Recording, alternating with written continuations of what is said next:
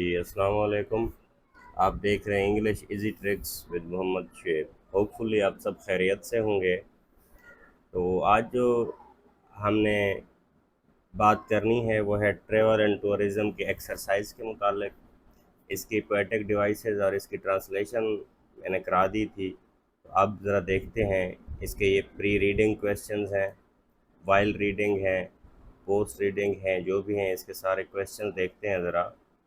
तो pre reading question है इसके, do you like to travel. तो ये हर किसी का एक अपना जवाब बनता है इसका। मैंने अपने मुताबिक लिख दिया, yes travelling is my passion, travel is the best university, travelling is education beyond the physical boundary of the classroom, travel is to live.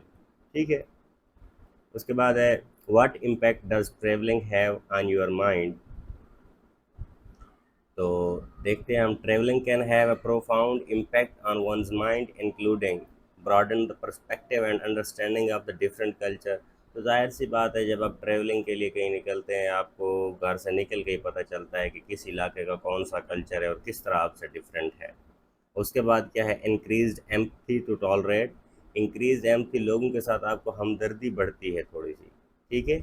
आपकी हमदर्दी कैसे बढ़ती है, जब आपको पता चलता है कि हम तो पहले घर बैठे थे, न्यूज़ में सुन रहे थे कि ये मसाइल है, लेकिन अब जब वहाँ आप जाते हैं, उनके मसाइल देखते हैं, तो फिर आपको फील होता है, उनकी जगह पे आप खुद को रखते हैं। उसके बाद है improved mental health and well being. ज़ाहिर सी बात है, जब आप बाहर निकलते हैं, थोड़ा सा हाइकिंग हो जाती है, एक्सरसाइज हो जाती है, और आप बहुत अच्छे खूबसूरत मनाज़र को जब देखते हैं, वो आपके दिमाग में रह जाते हैं। तो इसलिए ये आपकी जहनी जो सेहत होती है वो भी अच्छी होती है। Enhanced creativity and inspiration. तो ज़ाहिर सी बात है, जब आप जाते हैं ट्रैवलिंग पे, तो आप वो माइंड नहीं रखते जो घर वाला होता है। वहाँ पे छोटे छोटे मामलात को जब काम करने हो ना आपने, छोटी छोटी चीज़ें आप खुद से इंस्पायर होकर, छोटी छोटी चीज़ें आप छोटे काम खुद करने लग जाते हैं, जिससे आपकी क्रिएटिविटी बढ़ती है। New experiences and memories. तो जाहिर सी बात है, जब आप ट्रैवलिंग पे जाते हैं तो आपके न्यू एक्सपीरियंसेस होते हैं। Share any of your experience of recently travelling to a place with your family और फ्रेंड्स। तो मैंने अपने मुतालिक लिखा है, आप अपने मुतालिक लिख सकते हैं। In this summer 2024 I visited Kumrat valley with my friend. It is the most beautiful valley in the province of Khyber Pakhtunkhwa, KPK। It is it's scenery is mesmerizing and camping experience in this valley was beyond the description। ठीक है, कि ये इतना खूबसूरत valley है, यहाँ पे जाके मैंने कैंपिंग की, और मैं बता नहीं सकता कि ये कितना खूबसूरत है।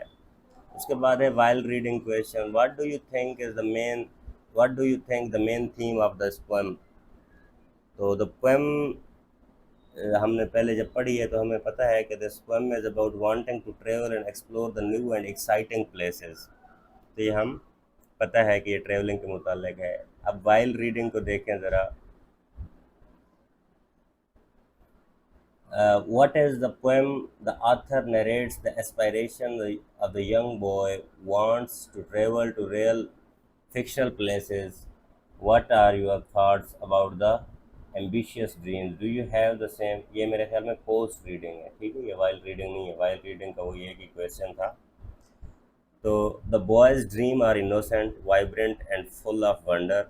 His aspirations reflect a natural human curiosity to explore, discover the new world. His imagination he takes him to fantastical places, showing a creative and adventurous spirit। तो जाहिर सी बात है, उस बच्चे का क्या शौक है कि वो नई नई दुनिया दरियाफ्त करना चाहता है, नई नई जगहों पे जाना चाहता है। ठीक है। तो ये देखें, मैंने ज़रा इसका कलर चेंज कर दिया क्योंकि इस क्वेश्चन के दो पार्ट हैं। अब दूसरा क्या है, do you have the same yearning to travel for our places. अब इसको देखें, yes I too have strong desire to travel to far off places to explore the new horizons. मैं भी यही चाहता हूँ कि मैं दुनिया के नए नए कोने देखूँ। There is something about experiences different cultures, meeting new people, के नए नए कल्चर देखूँ, नए लोगों से मिलूँ, and seeing breathtaking landscapes, और ऐसे खुशगवार मनाजर देखूँ अल्लाह की ज़मीन पर। दिस कॉल्स टू मी, जो जो कि मुझे बुला रहे हैं। I hope to make my own travel dream reality and someday. और मुझे उम्मीद है कि एक दिन मैं ये रियलिटी में लेके आऊँगा। ओके। उसके बाद एक्सरसाइज जो है उसके क्वेश्चन है, how does the poet describe the earlier of the travel in the first stanza. इसका आंसर देखें ज़रा। The poet describe the allure of the travel in the first stanza as a longing to escape to a fantastical place where the golden apples grow and the parrot island anchored lie, evoking a sense of the wonder and the enchantment। आप पहले उसको जब stanza को पढ़ते हैं तो आपको पता चलता है कि किस तरह से वो उस खूबसूरत मंजर की तरफ बता रहा है कि जहाँ पे सोने के सेब उगते हों, जहाँ पे तोते इस तरह हों। ठीक है। अच्छा, राइम क्या है? What is the rhyme scheme of this poem? The rhyme scheme of this poem is AABB। अब सारी पोएम को पढ़ेंगे ना तो ये यही होगी, which each stanza following A consistent rhyming pattern. Okay, what are your thoughts about the imagination of an innocent young boy wants to explore the world? Write a few lines about it. The imagination of an innocent young boy wanting to explore the world is vibrant, curious, and full of wonder. ठीक है। His dreams are untouched by the reality, allowing him to imagine a world full of magic and possibility। तो जाहिर सी बात है, जैसे कहा जाता है कि तस्वीर और तसव्वुर हमेशा खूबसूरत होते हैं, तो जब आप चीज़ों को देखने जाते हैं करीब से, तो वो तो एक अलग ही उसका एक अल्लाह ने एहसास रखा है। लेकिन इमेजिनेशन, जो आप तख़य्युल किसी चीज़ के बारे में ख्याल करते रहते हैं, इसका भी बड़ा एक अपना मिजाज है। What is the central, question number 4, what is the central theme of the Robert Louis Stevenson poem Travel and Tourism? How does the poet convey this theme through the use of poetic devices? अब देखें, the central theme of the Robert Louis Stevenson poem Travel and Tourism is the human desire for the exploration and the discovery.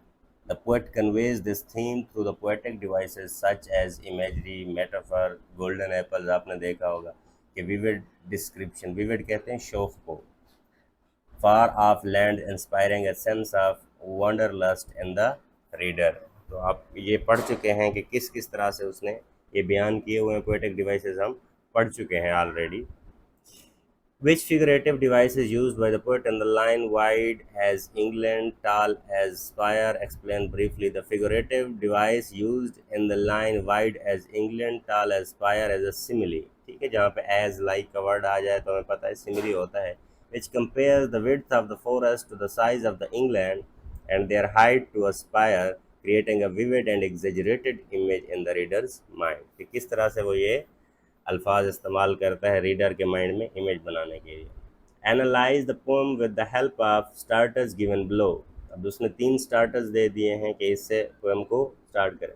In the first stanza poet talks about, ये नीचे मैंने लिखा हुआ है, in the first stanza poet talks about escaping to fantastical places where the golden apples grow and the parrot islands anchored lie, revealing a desire for the adventure and exploration। उसके बाद दूसरा है, the tone of the poem is Tone of the poem is wistful, imaginative and dreamy with a sense of longing and curiosity। एक तजस्सुस है उसमें, उसमें एक ख्वाहिश है, उसका एक ख्वाब है कि वो इस तरह की ख्यालाती जगहों पे जाए। और तीसरा है, the concluding line of the poem talks about The concluding lines of the poem talk about the speaker's determination return to these fantastical places as a grown man with a sense of nostalgia। nostalgia किसको कहते हैं? माजी के बारे में याद करने को, माजी के बारे में तसव्वुर करने को। and wonder, there I will come when I am a man with a camel caravan। This suggests the lifelong quest for the exploration of the discovery। क्योंकि ये किस तरह से उसके बारे में हमें बताता है।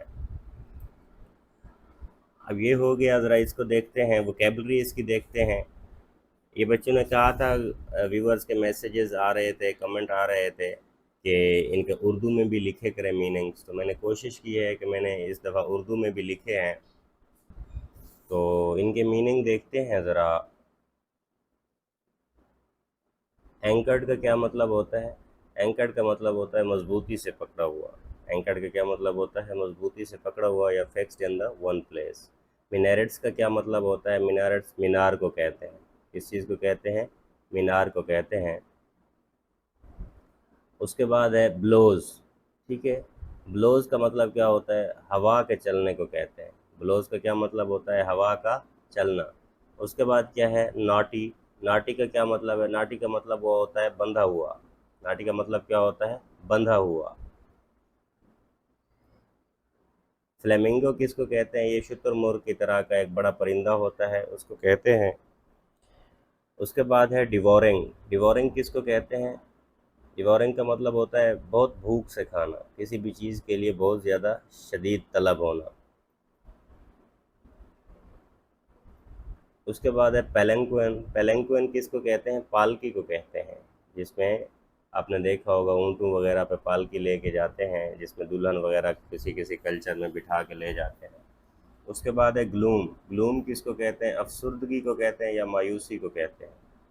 डेजर्टेड का क्या मतलब होता है? डेजर्टेड का मतलब होता है खाली की हुई जगह, ठीक है, वीरान की हुई जगह या खाली की हुई जगह।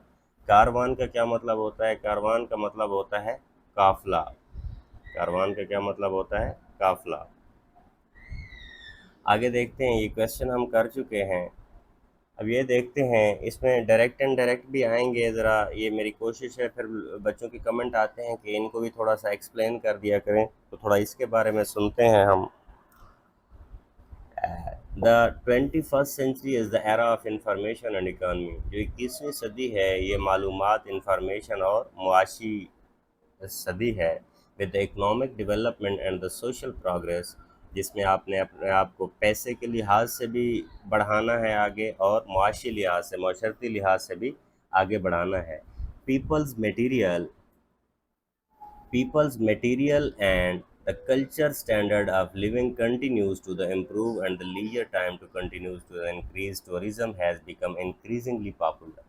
अब लोगों को लीजर किसको कहते हैं? लीजर का मतलब होता है फ्री टाइम या फुर्सत। तो लोग फुर्सत में क्या करते हैं? ऐसे इलाकों की तरफ जाते हैं जहाँ पे उनको अच्छी अच्छी सीनरी मिले, और ताकि वहाँ जाके वो अपना टाइम अच्छे से पास कर सकें। Geographic information system are powerful decision-making tools for any business or industry, since it allows the analyzation of the environmental, demographic and the topographic data। तो ये GIS जो है, global GIS, global information system, ये किस चीज़ के बारे में आपको बताता है? ये अगर हो जाए तो आप जाते हैं जब इन इलाकों में, वहाँ पे एक्सेस नहीं होती इंटरनेट वगैरह की, अगर ये डिवाइस आ जाए तो आप देखें, आपने किसी भी इलाके में जाना हो तो आप पहले वहाँ का वेदर चेक करते हैं, मौसम चेक करते हैं, फिर आपको पता चलता है कि हमें किस तरह जाना चाहिए, संभल के जाना चाहिए या ऐसे ही चले जाना चाहिए, ठीक है। तो ये डिवाइस भी यही काम करेगी अगर आ गई तो। डाटा इंटेलिजेंस, ठीक है, data intelligence compiled from GIS application can help companies and the various industries to and consumers make inform decision. ठीक है, इन्फॉर्म डिसीजन आप कैसे बनाते हैं? जब आपके पास इंफॉर्मेशन होगी, और वो इंफॉर्मेशन ये डिवाइस बहुत अच्छे से प्रोवाइड कर सकती है। The geographic information system applied to tourism management is preferred platform for the tourism information.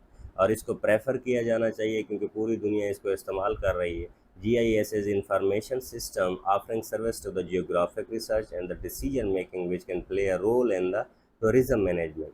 अब टूरिज्म मैनेजमेंट कैसे होती है? आपने सुना होगा कि जो आज मरी में इतने लोग दाखिल हुए, नारायण कागान में या गिलगित बल्तिस्तान में इतने लाख सयाह गए, टूरिस्ट गए, कैसे पता चलता है इनको? ये जो डाटा कलेक्ट करते हैं, ये तो मैनुअल डाटा है कि कितनी गाड़ियां एंटर हुई हैं, उससे ये गैस करते हैं। लेकिन अगर ये डिवाइसेस का इस्तेमाल होने लगे तो उससे भी ज़्यादा हो जाए। और फिर मैनेजमेंट कैसे होती है? अब जिन इलाकों में लोग जा रहे होते हैं, उन इलाकों में आपने देखा होगा जहाँ बहुत ज़्यादा रश हो तो वहाँ रूम्स वगैरह नहीं मिलते। तो उसके लिए अच्छा होता है, बजाय इसके कि ट्रैफिक वगैरह भी फंस जाए, सारे लोग फिर मुश्किलात में हों, तो फिर जब पता चल जाएगा कि उस इलाके में अब कैपेसिटी पूरी हो गई है, तो यहाँ पे जब लोग जा रहे होते हैं तो फिर आपको लॉ फोर्सेस क्या करेंगी, पुलिस वगैरह होगी, वो आपको बता देंगे भाई आप इधर नहीं जा सकते, अब आप दूसरा रुख कर लें, ये ना हो कि उधर जाके सारे फंस जाएं। इन particular possessing functions with data collection, storage, processing, spatial analysis, and so on. GIS directly provides the service for the tourism management. Thus, GIS applied in the tourism management has played a significant role. Recent time में इसने बहुत अच्छा किरदार अदा किया है। जो जो मुल्क इसको इस्तेमाल कर रहे हैं उनके लिए इसने बहुत अच्छा किरदार अदा किया है। उसके बाद ग्रुप डिस्कशंस हैं, ठीक है। उसके बाद मोड्स ऑफ ट्रांसपोर्टेशन है। अब मोड्स ऑफ ट्रांसपोर्टेशन क्या है? आप जहाज़ के ज़रिए कहीं जा सकते हैं, ट्रेन, रोड, जो भी चले जाएं, ये सारे क्या है, मोड्स ऑफ ट्रांसपोर्टेशन है। वो फिर हर किसी की अपनी सकत है, कोई जहाज़ अफोर्ड कर सकता है, कोई ट्रेन, कोई गाड़ी। उसके बाद sustainability and environment. Sustainable environment क्या होता है कि वहाँ अगर जाएँ तो कचरा वगैरह फेंक के ना आए, क्योंकि बाकी लोगों ने भी वही ग्रीनरी देखनी है। अगर उस ग्रीनरी को आप बर्बाद करके चले गए तो बाकी लोगों का क्या होगा। उसके बाद एक्सेसिबिलिटी एंड इंक्लूसिविटी। एक्सेसिबिलिटी किस चीज़ को कहते हैं? अब ये देखें, ये जो इन्होंने बंदा बनाया हुआ है, ठीक है, ये देखें ये हैंडीकैप्ड है, तो गवर्नमेंट को चाहिए ऐसे लोगों के लिए भी कुछ ना कुछ करे, ताकि इन लोगों को भी वहाँ जाने के लिए आसानी हो और ये लोग भी इंसान हैं। इकोनॉमिक इम्पैक्ट क्या होते हैं? इकोनॉमिक इम्पैक्ट आपकी जो ट्रेवलिंग एंड टूरिज्म से है, जॉब क्रिएशन होती है, ठीक है। होटल देखा होगा आपने, कितने होटल्स हैं अगर आप टूर पे जाएं तो। इससे जॉब और आपके मुल्क की इकानमी बेहतर होती है। इसके बाद है direct and indirect. Direct and indirect को ज़रा ये समझने की कोशिश करते हैं। ये वैसे तो 10th क्लास में होता है, लेकिन इधर आ गए हैं तो पढ़ लेते हैं।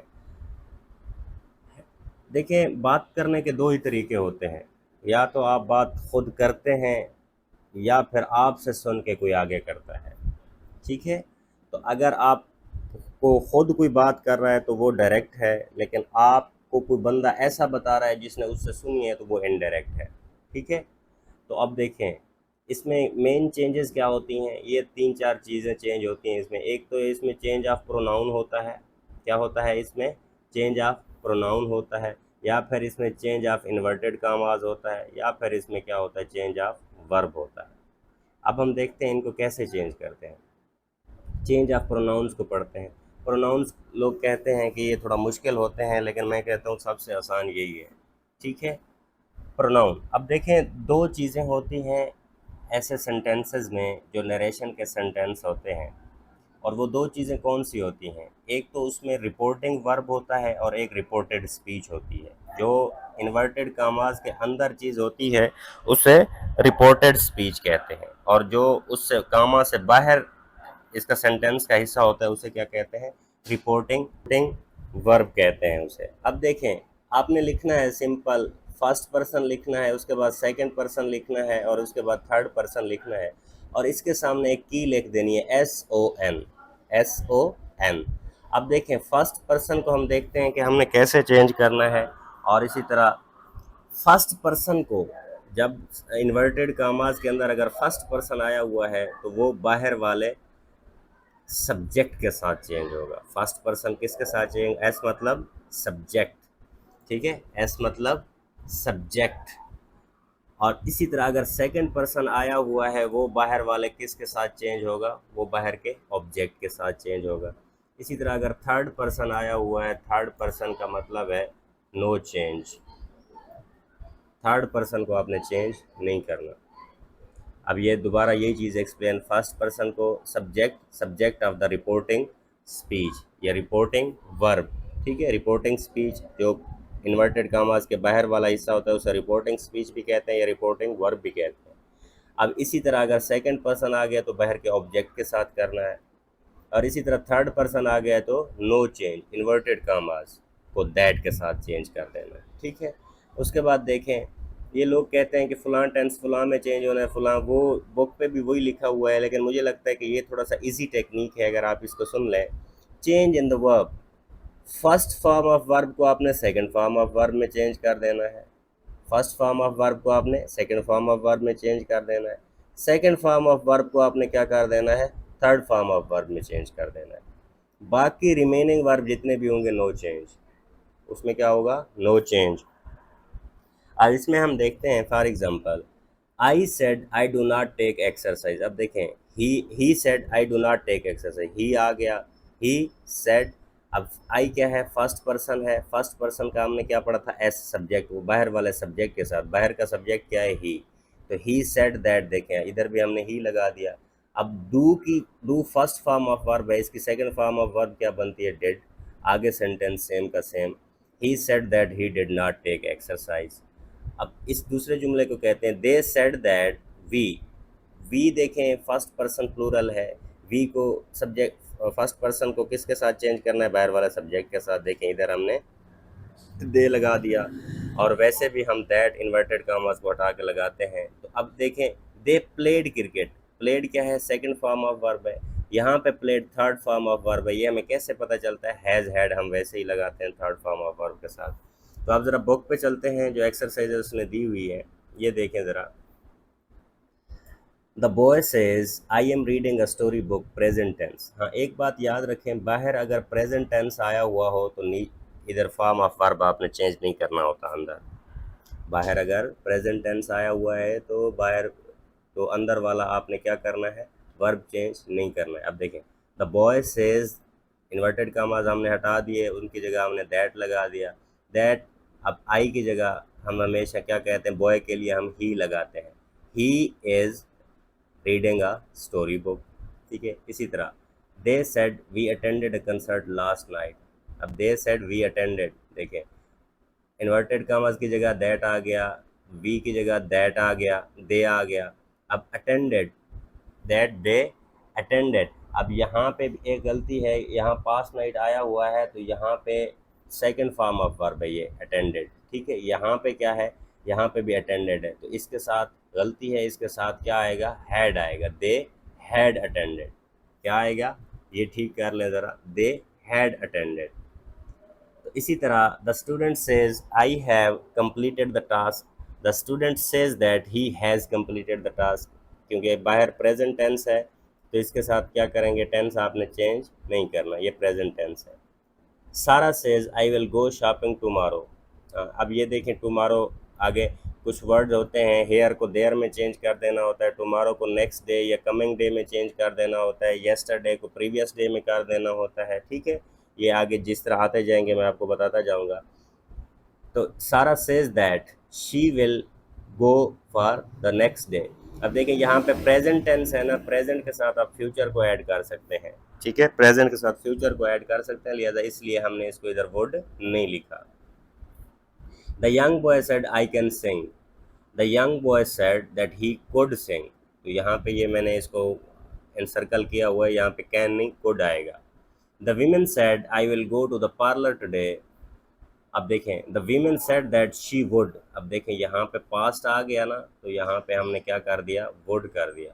वहाँ पे बाहर प्रेजेंट था तो उसको हमने चेंज नहीं किया, तो इसलिए would go to the parlour. अब टू डे को दैट डे जिसकी बात हो रही है। ये चेंजेस हम क्यों करते हैं, क्योंकि जिस वक्त बात हो रही होती है वो तो उसका मौजूदा लम्हा होता है, लेकिन जब वो हो जाती है तो उस वक्त वो माजी का हिस्सा बन जाती है, इसलिए वो माजी का फील दिलाने के लिए कि हम माजी की बात कर रहे हैं तो हम ये वर्ड ऐड करते हैं। The teacher said to me shut the door. अब देखें यहाँ पे क्या करना होता है, आपने टू ऐड करना होता है, और उससे पहले आपने वो वर्ड ऐड कर देना होता है कि जो बंदा आपको कह रहा है वो आपको हुक्म कर सकता है, आर्डर कर सकता है, रिक्वेस्ट कर सकता है, कमांड कर सकता है। ठीक है, कोई भी वर्ड आप लिख सकते हैं। तो देखें, द टीचर आर्डर्ड, आर्डर्ड की जगह आप क्या लिख सकते हैं, कमांडेड भी लिख सकते हैं, दोनों ठीक होंगे। The teacher ordered me to shut the door, to shut the door. ठीक है, अब देखें, she said please pass the salt. अब इसमें ये देखें वर्ड प्लीज़ आया हुआ है। ठीक है, प्लीज़ आया हुआ है, कुछ बच्चों को फिर टेंशन होती है कि ये प्लीज़ कहाँ चला गया। तो एक बात याद रखें, यहाँ पे जब आपने चेंज करना होता है तो रिक्वेस्ट भी तो इसी प्लीज़ वाले उसमें आता है। तो जब यहाँ पे आपने वर्ड रिक्वेस्ट कर दिया सेड की जगह, तो ये प्लीज़ उसी के अंदर आ गया कि आप रिक्वेस्ट कर रहे हैं, दरख्वास्त कर रहे हैं, तो पास the salt. They say they said why don't we go for a walk. अब ये सजेशन है तो सजेशन को इस तरह से चेंज करते हैं, दे सजेस्टेड। अब देखें ये सेड हो गया, ये सेड जहाँ भी आएगा आपने अपना दिमाग इस बात पर नहीं खपाना, आपने ये देखना है वहाँ पे आर्डर है, सजेशन है, एडवाइस है, कोई स्टेटमेंट है, सिंपल वही वर्ब आपने लगा देना है। तो दे suggested going for a walk, they suggested going for a walk. She said you should work hard for the exam, she advise. अब देखें सेड है तो यहाँ पे ये एडवाइज आ गया, क्यों, क्योंकि ऊपर हम देख रहे हैं नसीहत। She advise me to work hard for the exam. अब ये नीचे आपको दिया गया है कि कैसे कैसे आप चेंज करते हैं। प्रेजेंट सिंपल को आपने क्या करना है, पास्ट सिंपल में चेंज कर देना है। देखें, she always wears, first form of verb है, she always wore a coat. ठीक है, वही बात कि फर्स्ट फॉर्म ऑफ वर्ब है तो सेकंड फॉर्म ऑफ वर्ब हो गया। उस तरह आपको समझ आए तो इस तरह, नहीं तो फिर प्रेजेंट को पास्ट सिंपल में कर देना है। इसी तरह प्रेजेंट कंटिन्यूअस किस में होता है, पास्ट कंटिन्यूअस में हो जाता है। I am looking for my key, I am looking for my key. अब देखें इज आर एम, ये किसकी फॉर्म ऑफ वर्ब्स हैं, ये एक वर्ब होता है बी, बी ई, तो ये बड़ा कम्प्लेक्स वर्ब है। इज आर एम इसके प्रेजेंट वर्ब है, वाज वर्ब इसके पास्ट है, इसी तरह हैड इसका थर्ड फॉर्म ऑफ वर्ब है। तो ये बड़ा कम्प्लेक्स वर्ब है, ये आपको समझ आ जाए तो सारे टेंस समझ आ जाएंगे। I am looking for my key, he said that he was. अब देखें second form of verb is are am के क्या है, वाज वर्ब, वो उसके मुताबिक लगा देना है, तो यहाँ पे वाज लगा दिया हमने। पास्ट सिंपल का क्या करना है, माई फ्रेंड गेव मी, तो मैंने आपको क्या बताया था, सेकंड फॉर्म ऑफ वर्ब को हम किस में चेंज करते हैं, थर्ड में करते हैं। अब देखें he said that his friend given, gave की जगह गिवन आ गया और इनके साथ हम हैज़ हैड लगाते होते हैं, जिससे हमें पता चलता है कि ये थर्ड फॉर्म ऑफ वर्ब है। ठीक है, तो ये हमने थर्ड कर दिया। अब इसी तरह अगर पास्ट कंटिन्यूअस है तो उसे पास्ट परफेक्ट कंटिन्यूअस में कर देते हैं, पास्ट कंटिन्यूअस है तो उसे किस में कर देते हैं, पास्ट परफेक्ट कंटिन्यूअस में कर देते हैं। We were living in London. अब वर्ब देखें सेकंड फॉर्म ऑफ वर्ब है, तो मैंने आपको क्या बताया, इसकी थर्ड फॉर्म ऑफ वर्ब क्या होती है, बीन, तो बीन से पहले हम had, third form of verb से पहले हम हैड लगाते हैं। He said that his friend had, नहीं, he said that they had been living in the London. ठीक है, उसके बाद है प्रेजेंट परफेक्ट, इसको पास्ट परफेक्ट में करना होता है। She has written 3 letters for her friend. अब देखें यहाँ पे हैज़ क्या है, फर्स्ट फॉर्म ऑफ वर्ब है, और इसी तरह यहाँ पे हैड आ गया, ये उसी की सेकंड फॉर्म ऑफ वर्ब है। उसके बाद है पास्ट परफेक्ट को पास्ट परफेक्ट ही रहने देते हैं, इसको चेंज नहीं करते हैं। द ब्रेड हैड गॉन ये वैसे थर्ड फॉर्म ऑफ वर्ब है, तो हमने क्या पढ़ा था कि ये सेम के सेम रहेंगे, इनको हम चेंज नहीं करते। उसके बाद पास्ट परफेक्ट कंटिन्यूअस को पास्ट परफेक्ट कंटिन्यूअस ही रहने देना है, तो इसको चेंज हमने नहीं करना, ये सेंटेंस ऐसे रहेगा। इसके बाद देखें विल को वुड में चेंज कर देना है। ठीक है, विल फिनिश में report in 2 days, he said that he would. ठीक है, इसी तरह वुड ही रहेगा। कैन को कोड में कर देना है, अगर कोड आया हुआ है तो इसको चेंज नहीं करेंगे। शेल को शुड में कर देना है या वुड में कर देना है, शेल को शुड में करना है, और शुड आया हुआ है तो शुड ही रहेगा, इसको चेंज आपने नहीं करना। मे आया हुआ है तो माइट कर देना है, आगे आपको एग्जांपल दी हुई है। ठीक है, माइट आया हुआ है तो उसको चेंज नहीं करना। अगर मस्ट आया हुआ है तो इसको दो उसमें चेंज कर सकते हैं, या तो इसे मस्ट रहने दें या हैड टू कर दें। हैव टू आया हुआ है तो इसे हैड टू कर दें। ठीक है, उसके बाद नीचे इसने एग्जांपल दी हुई है। He said to me how long will you stay there, he said to me how long will you stay there, he asked me how long I would stay there. तो ये देखें मैंने ऊपर 2 सेंटेंस लिखे हुए हैं, ये सेंटेंस क्या है, how are you and how you are, दोनों का मतलब तो एक है, ज़रा इनको समझने की कोशिश करें। जब हम कहते हैं हु आर यू, ये देखें डब्ल्यू एच वर्ड के बाद हेल्पिंग वर्ब आ गया, और उसके बाद ये हमारे पास नाउन आ गया। तो इस चीज़ को समझने की ज़रा कोशिश करें। अगर हु आर यू, ये प्रॉपर स्ट्रक्चर को आर यू डूइंग, अब इसी के साथ मैं W H word for example use करता हूँ, हाउ आर यू डूइंग। ठीक है, अब देखें डबल इंट्रोगेटिव हो गया, डब्ल्यू एच वर्ड हो गया। अब ये इज आर एम अगर प्रॉपर स्ट्रक्चर में है, जिस तरह से हम टेंसेस को चेंज करते होते हैं, तो ये क्वेश्चन होगा। लेकिन अगर ये हु यू आर आया हुआ है तो ये स्टेटमेंट बन जाएगी, ये क्वेश्चन नहीं होता, और इसके बाद क्वेश्चन मार्क नहीं लगता। हु आर यू आया हुआ है तो इसके बाद क्वेश्चन मार्क आएगा, हु यू आर आया हुआ है तो ये स्टेटमेंट है, इसके बाद नहीं आएगा।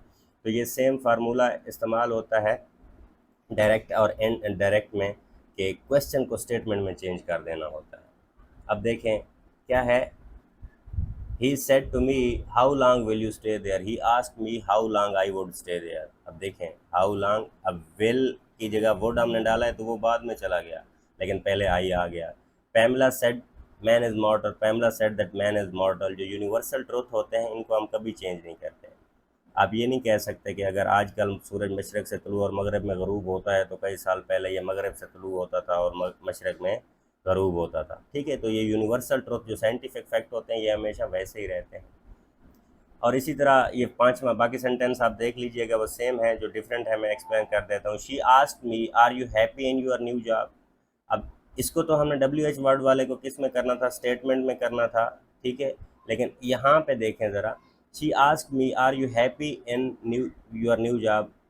आर यू जहाँ पे आ जाए इसको इफ़ या वेदर कोई एक लफ्ज़ लगा दिया करें, कोई एक वर्ड लगा दिया करें। अब देखें, she asked me if I was happy in my new job. She asked me if I was happy in my new job. तो बाकी सेंटेंसेस तकरीबन सेम है। अब ये 11वें को देखते हैं ज़रा। He said to me may you be happy. अब ये देखें, ये यहाँ पे कोई विश कर रहा है ना। जब कोई विश कर रहा हो तो उसके लिए आप क्या करते हैं, ही विश्ड। यहाँ पे 11वें सेंटेंस को देखें, ही विश्ड मी हैप्पीनेस, ठीक है। अब दे सेड हुरा, इस सेंटेंस को देखें, दे सेड हुरा। जब ऐसी स्टेटमेंट आ जाए तो आप क्या कर देते हैं, एक्सक्लेम्ड विद। एक्सक्लेम का मतलब होता है दावा करना, एक्सक्लेम्ड विद जॉय कर दें। और इसी तरह गम की बात है तो एक्सक्लेम्ड विद सारो कर दें। अगर कोई अजीब व गरीब बात है, एक्सक्लेम्ड विद वंडर कर दें। बाकी सेंटेंस आपके सामने चेंज हो गया है। अब इसको देखते हैं, ये बच्चे के कमेंट आते हैं कि सर ये एक्सप्लेन कर दिया करें। Someone who has traveled to the other places and lived for the some time and made an effort to understand the values and the culture of the other people is likely to have broader mind and the stretch of the imagination than her counterpart who was stayed at home throughout their life। तो क्या कह रहा है कि ऐसे लोग जिन्होंने अपनी लाइफ से टाइम निकाला है और उन्होंने सफ़र किया है, तो वो लोग जो सारी ज़िंदगी घर पे रहे हैं, उनसे उसकी वुसअत नज़री, उसका विजन, उसकी ब्रॉड माइंडेडनेस ज़्यादा होगी। क्यों? क्योंकि वो डिफरेंट कल्चर के लोगों के साथ उठा बैठा है, उसने डिफरेंट कल्चर के लोगों को देखा है। और एक बात याद रखें, ज़िंदगी में कभी भी अगर आप तरक्की करना चाहते हैं, आप चाहते हैं कि आपकी जो थिंकिंग लेवल है वो बहुत आगे बढ़े, तो हमेशा डिफरेंट कल्चर के लोगों के साथ बैठा करें। गिलगित के लोग, बलूचिस्तान के लोग, पेशावर के लोग, पठान, बलोच, सिंधी, सराइकी, आप इनके साथ जब बैठेंगे ना, आपको पता चलेगा कि हम क्या सोचते हैं, गिलगिती क्या सोचते हैं, बल्तिस्तान के लोग क्या सोचते हैं, कराची के क्या सोचते हैं, हम क्या है, अच्छा क्या है, होना क्या चाहिए, हम किधर हैं। इससे क्या होता है, आप बहुत ज़्यादा आपकी ब्रॉड माइंड होते हैं, आपका माइंड खुलता है इन चीज़ों से। Someday some say that they read about other places and hence have traveled in their mind। और कुछ लोग ये कहते हैं कि जो लोग घर में रहते हैं वो भी क्या करते हैं, किताबों में चीज़ों के बारे में पढ़ते हैं और वो ज़हन ही ज़हन में सफ़र करते हैं। But this can not replace the physical moment and the real time living in the other involvement. ये ऐसा है कहना कि जैसे अगर आपको भूख लगी हुई हो तो आपको कोई खाने की पिक्चर दिखा दे तो क्या आपकी भूख मिटेगी? तो मेरे ख्याल में ऐसा नहीं हो सकता। जो लोग घूमने जाते हैं उसका एक अलग से एक नशा समझ लें, जो भी समझ लें। It is not only young who travel for learning and not only people in the West who have made travel an essential aspect of their lives in current times। तो कहता है कि ये ऐसा नहीं है कि सिर्फ यंग लोग जा सकते हैं, ठीक है। आप वेस्ट को देख लें, हुआ made travel essential aspect of life. West के लोगों ने क्या किया हुआ है, देखें, इस बात को समझने की कोशिश करें। वेस्ट के लोगों ने अपनी लाइफ में ट्रैवलिंग को लाजमी करार दिया हुआ है। आजकल आप देख लें, जो भी लोग डिप्रेस होते हैं उनको साइकोलॉजिस्ट क्या कहते हैं कि अपनी लोकेशन चेंज करो, सफ़र पे जाओ, घूमने जाओ, ताकि आप उस एंग्जाइटी से निकलें। Planes and trains and the long bus travel see a large number of elderly people who live retired lives and decide to see the world and enhance their acts। अब देखें, इस सेंटेंस को भी समझने की कोशिश करें। बहुत सारे लोग ऐसे होते हैं, जब वो रिटायर हो जाते हैं ना, तो वो कहते हैं नहीं, बस सारी ज़िंदगी तो हमने बच्चों के लिए लुटा दी, अब जो पैसा है इसको खर्च करना है, पूरी दुनिया हमने घूमनी है। तो इससे आपको बहुत सारे लोग मिलते हैं जो बुढ़ापे में सफ़र कर रहे होते हैं, ठीक है। Travel is about learning and experience equally for the young and the old. अब ट्रेवलिंग ऐसी चीज़ है जिससे नौजवान और बूढ़े बराबर का फ़ायदा उठा सकते हैं। Many world-renowned travelers who have written their travelogues lived in earliest time and came from the east। अब देखें, ईस्ट से आए थे, ठीक है। ये डान में एक आर्टिकल पब्लिश हुआ है, ठीक है। अब देखते हैं हॉस्पिटैलिटी इंडस्ट्री। हॉस्पिटैलिटी इंडस्ट्री क्या होती है? हॉस्पिटैलिटी इंडस्ट्री, आप नारान कगान, गिलगित बल्तिस्तान या किसी भी टूर वाले इलाके में जाते हैं, जो आप रूम रेंट पे लेते हैं, वो हॉस्पिटैलिटी इंडस्ट्री है, ठीक है। While the hospitality industry doesn't have the one globally accepted started date, in its history dates back thousands of the years and the spans across the globe।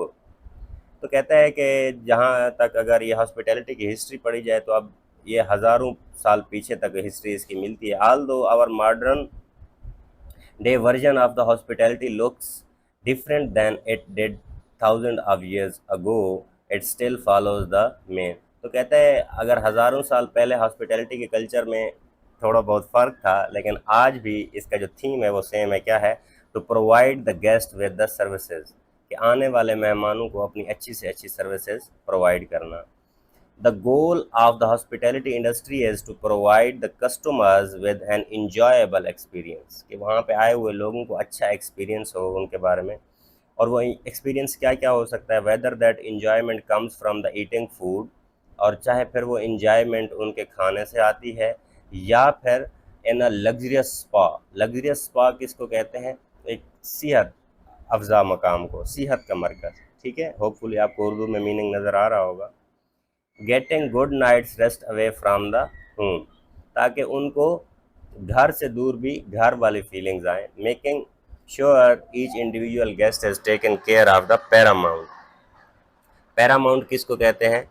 Paramount का मतलब है बहुत ज़्यादा, आला तरीन। ठीक है, क्या मतलब है? बहुत ज़्यादा या आला तरीन। अब the hospitality industry includes wide range of services related to the management, hotels and restaurant, tourism, entertainment and recreation, as well as the transportation। ठीक है, तो आप किसी भी जगह चले जाएं, कहीं पे आपको जिप लाइन मिल जाएगी, कहीं पे आपको जीप कारें मिल जाएंगी, इंटरटेनमेंट के तरह तरह की चीज़ें आपको मिल जाती हैं। It is not just about the hotel management और कुकिंग, ये सिर्फ होटल और कुकिंग की बात नहीं हो रही। Rather it offers the enthusiast a wide range of career choices. इसके अलावा आपको बिजनेस के भी बहुत सारे मौके मिलते हैं, including but not limited to human resources, accounting, guest relation, housekeeping, real estate management, event management. अब देखें ये सारी चीज़ें ट्रेवलिंग से आप सीख सकते हैं। इवेंट मैनेजमेंट आपको आ जाती है।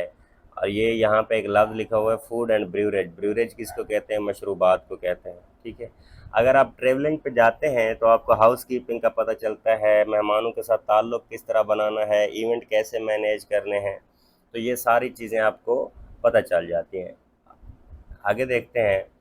The next, in the industry of hospitality sports boosts and drives economic activities and growth in a big way. It also is an important part of the country's social infrastructure। social infrastructure किसको कहते हैं? बुनियादी ढांचे को कहते हैं। Providing it a good sport, this industry creates many economic opportunities, revenues। ठीक है, revenues किसको कहते हैं? revenues का मतलब होता है आमदन, आमदनी, and growth of many industries. इससे बहुत ज़्यादा इंडस्ट्रीज़ क्या कर सकती हैं? जन्म ले सकती हैं। तो ये आगे आपने ऐसे लिखना है। तो ये ऐसे लिखने के लिए आपको सारी इंस्ट्रक्शन दी गई हैं, होपफुली आप ये ख़ुद लिख लेंगे। अगर फिर भी आपको समझ ना आए तो आप कमेंट कर सकते हैं, मैं कोशिश करूँगा कि मैं वहीं पे लिख के भेज दूँ। और चैनल को सब्सक्राइब और अपने ओपिनियन ज़रूर दिया करें कि आपको वीडियो पसंद आ रही है या नहीं, या किस तरह से वीडियोज़ को चेंज किया जा सकता है। Thank you so much.